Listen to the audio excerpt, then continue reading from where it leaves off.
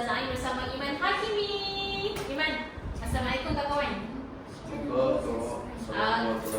Okey, so Iman belajar dekat Maktab Raya. Ustazah nak tanya beberapa soalan untuk Iman, boleh tak? Okey, first, apa Iman rasa bila mana Iman dapat baca Al-Quran? Apa perasaan Iman? Perasaan saya kalau dapat baca Al-Quran ni macam seronok. Seronok lagi? Sebab kalau tahfiz pun boleh. Kalau Iman hafal juga Quran sekarang?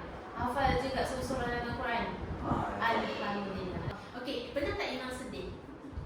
Pernah tak rasa sedih? Dan ayat apa yang Iman selalu baca supaya Iman dapat menyembuhkan kesedihan Iman tu?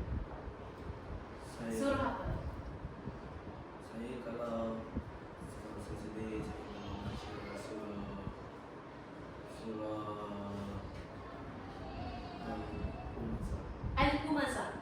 Okey, jumpa kawan-kawan kita dengar Iman baca. Boleh Iman perdengarkan bacaan surah Al-Humazah tak dekat kita? Okey, saya dengar. Okey, Auzubillah.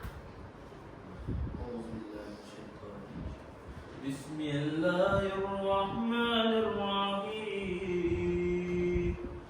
Wailul likulli humazatil lumazah alladzi jama'a malahu wa 'addadah yahsabu anna malahu akhladah kalla layunbazanna fil hutamah wa